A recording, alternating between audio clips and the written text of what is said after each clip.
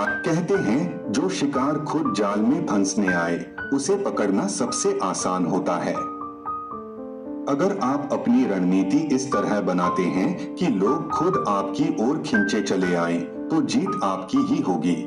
इस्लाम के महान इतिहास में भी हमें ऐसी कई प्रेरक घटनाएं और नसीहतें मिलती हैं, जो बताती हैं कि सही योजना और संयम से कैसे अपनी शक्ति को स्थायी बनाया जा सकता है।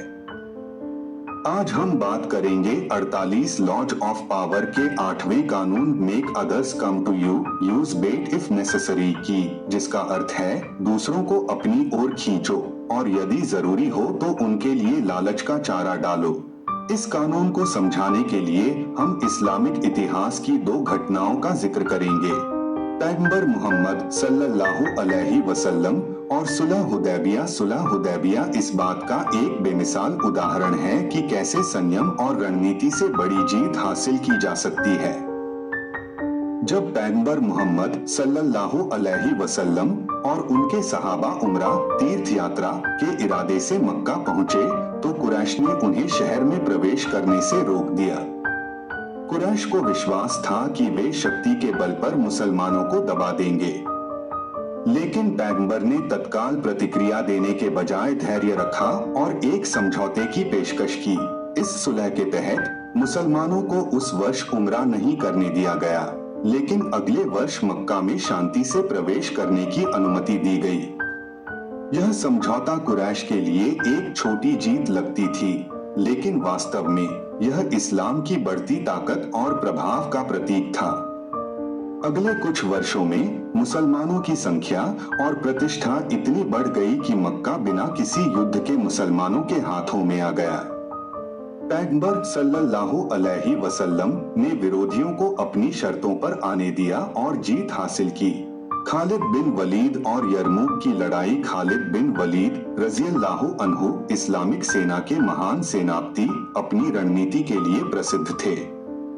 यरमुक की लड़ाई में रोमनों की सेना मुसलमानों से संख्या में कई गुना अधिक थी।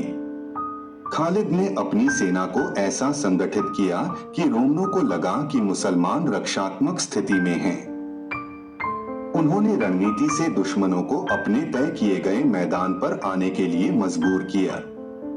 जब रोमनों ने हमला किया, तो खालिद ने अपनी योजना के अनुसार मोर्चा बदला और दुश्मनों को उनके ही जाल में फंसा दिया। खालिद ने बिना अतिरिक्त ऊर्जा लगाए अपनी शर्तों पर दुश्मन को हराया। इस्लामिक परिप्रेक्ष्य में लॉ 8 का उपयोग कैसे करें? धैर्य और संयम से काम लें, जल्दबाजी में कदम न उठाएं। अपनी योजना को मजबूत करें और सही समय का इंतजार करें। दूसरों की कमजोरियों को पहचानें। हर इंसान में कुछ न कुछ कमजोरियां होती हैं। इन्हें समझें और अपनी स्थिति मजबूत करें। अपनी जगह को मजबूत बनाएं। अपनी ताकत को इस तरह स्थापित करें कि लोग खुद आपकी मदद मांगने आएं। लालच का चारा डालें। अपने विरोधियों को ऐसा अवसर दिखाएं जो उन्हें आकर्षित करे, लेकिन यह सुनिश्चित करें कि वह उनके लिए एक जाल हो। इस्लाम की शिक्षाएं सिखाती हैं कि संयम, धैर्य और चतुराई के साथ शक्ति का सही इस्तेमाल करना ही असली ताकत है। सुलह हुदैबिया और यरमुक की लड़ाई यह बताते हैं कि आप बिना शक्ति का दुरुपयोग किए भी अपनी स्थिति को मजबूत कर सकते हैं।